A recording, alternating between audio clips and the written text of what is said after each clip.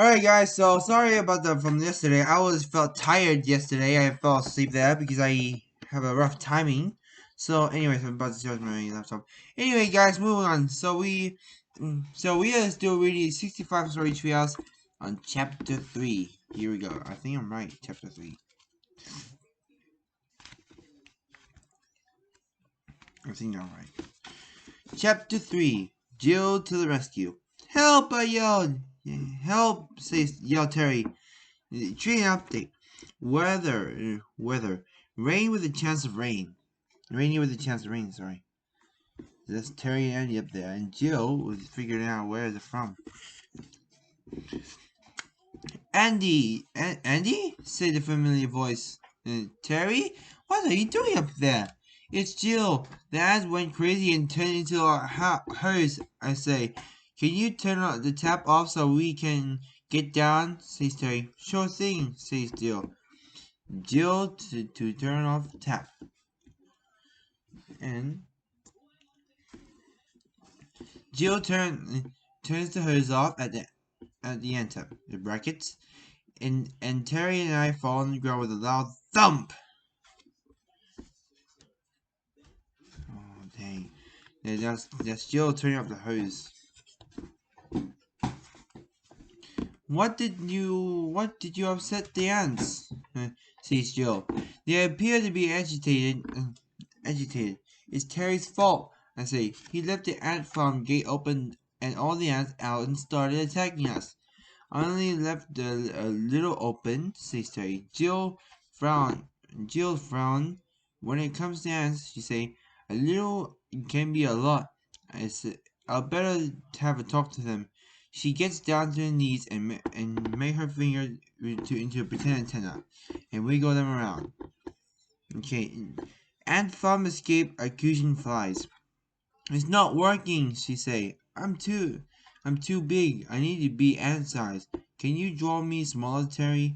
Sure, Jill, says Terry. One ant size you coming up. One ant size you coming up. You missed a bit. Redrawn Jill to reason with ants. Dang. Oh, sorry.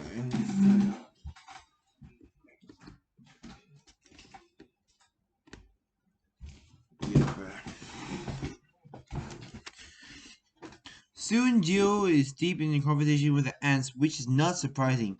Really, because Jill can talk to any animals, even insects, and ants are insects, which is why we can talk to them. What?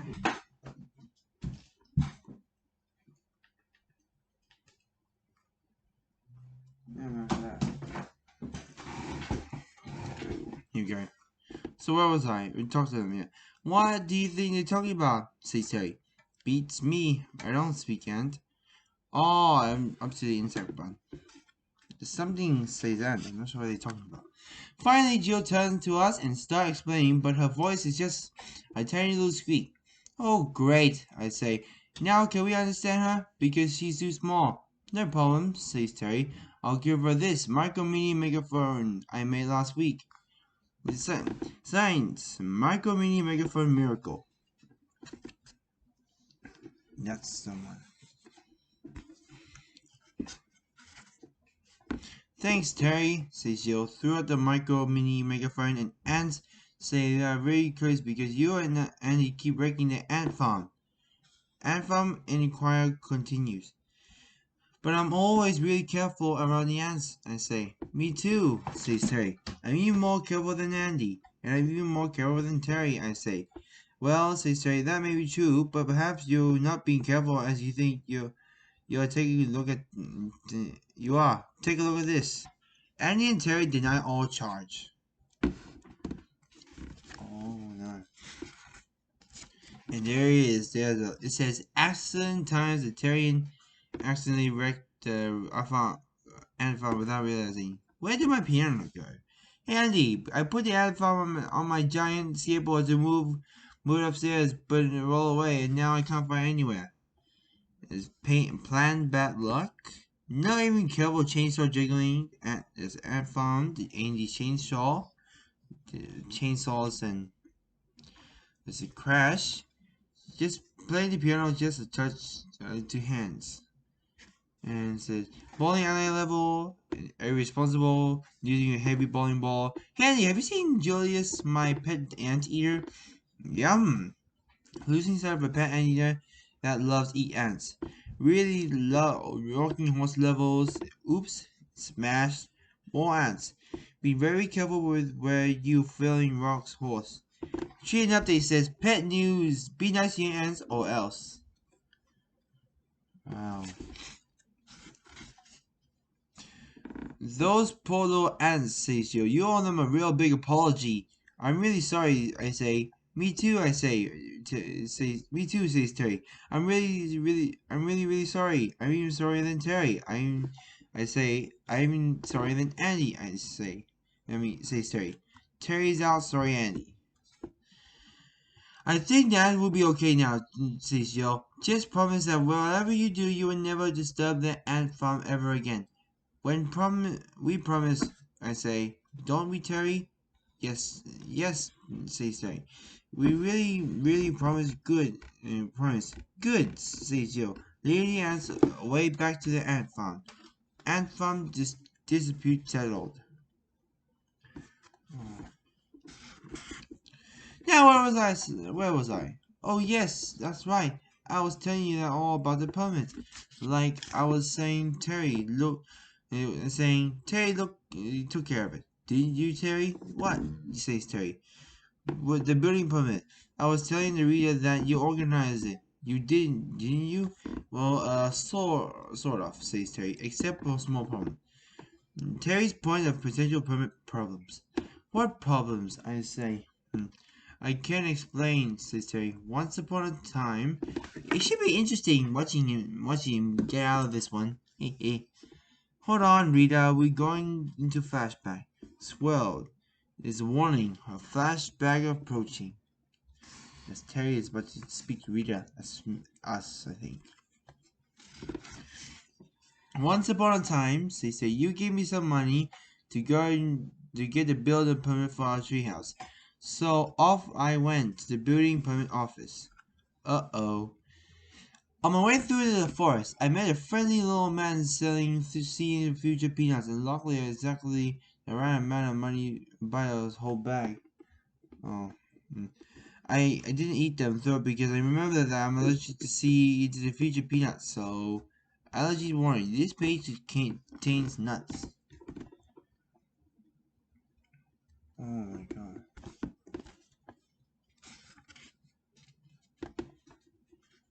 Okay. I traded you to see some in the future peanut for the fastest horse in the world. He's rested today, right? But he is the fastest horse in the world. Andy will be so pleased. So it wasn't fast enough. I traded to talking goat. Hello, bonjour. Fast horse swapped into a talking goat. But the goat only spoke French, so I traded for a singing monkey. Can he sing happy birthday? But it turns out the monkey didn't sing happy birthday, so I traded for the solid goldfish. Is it truly really real gold? Will I lie to you? Singing monkey swap for solid goldfish. Dang. But the solid goldfish was so heavy that I couldn't even swim. So I traded the mathematical mouse. But the mathematical mouse thought 2 plus 2 equals 5. So tell him, Mickey. 2 plus 2 equals 5. It's 4. I traded for the performing flea. Jump.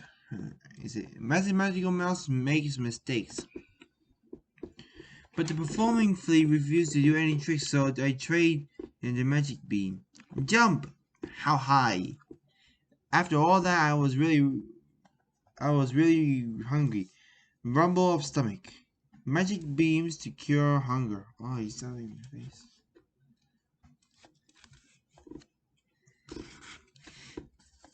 So hungry that I completely forgot I ate that magic bean. A flicking gulp. Hungry links to memory loss. And now, you completely forgot what? I say, about getting the permit? No, says Terry. I completely forgot that as well. I've been allergic to seeing the future peanut, so I'm so allergic to magic beans. Magic beans may be hazardous to your health.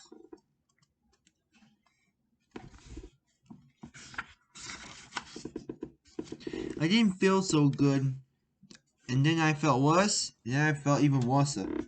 So the page was, word of the page worse. And then I did, oh, sorry. So which book we're up to?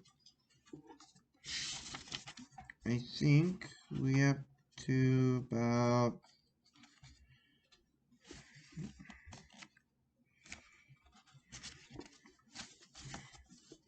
Sister, I completely forgot that as well being allergic to future peanut and so allergic to magic beans.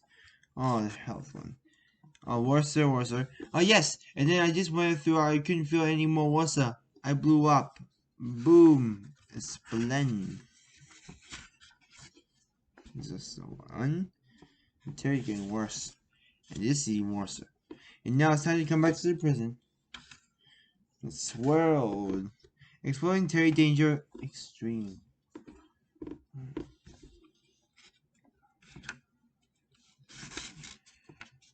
So, you tell me we don't have a villain road to Charles, says to Terry. That's right, he said, but couldn't look on the bright side. I blew up, but I didn't die. That's true, I say. Put my hands around his throat, and you going to die now. Any last words? Yes, gasps Terry. You going to answer the phone?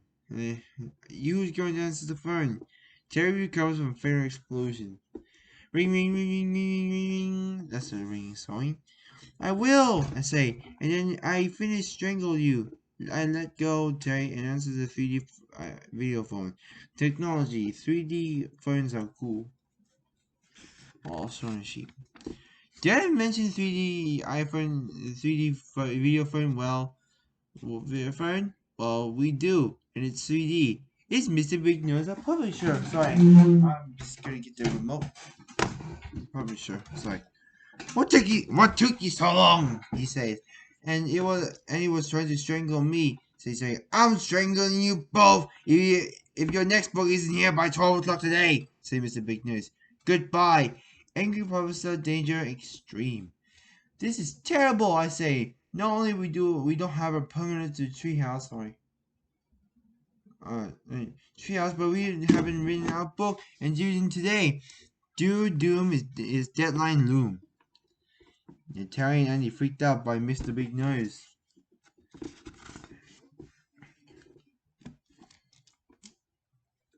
Okay. Look at the bright side, says Terry. What bright side, I say. I still didn't die after I ate the magic bean, and I blew up, he say. I'll go back to strangle him. Any letters for me? A letter for you calls Bill the postman, distracting me and accidentally saved Terry's life. Cool, says Terry. I love getting letters. Now escape for a lucky illustration. I'm going to fly in page chapter 223. Wow. I hope we can get there soon, I think. We sit down and read the letter. This is what it says. Dear Andy and Terry, this is from you inform you that I will be visiting your treehouse in 1 minute to check that you have a current and valid building permit. Regard, Inspector Bubblerup. Building permit check looms. It says Inspector Bubblerup there, Safety Central Headquarters and Building Permit Department. It's getting a lot worse.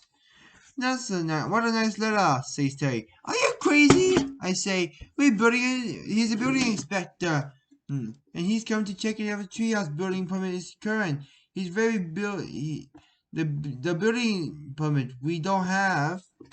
No. Yikes, says Terry. When is he coming? In 1 minute, I say. 1 minute? Says Terry. Double yikes. GN update. Here you go. Book news. You have just reached page 82. And I hope you guys enjoy this video. Let me know in the comments below if you enjoy this video. And hey, make sure to subscribe, because if we hit like 30 subscribers until May 8th, we're gonna do a shout out. So we need 10 or few people to to subscribe, because if you don't subscribe, we're gonna have to figure out how to settle the contest right.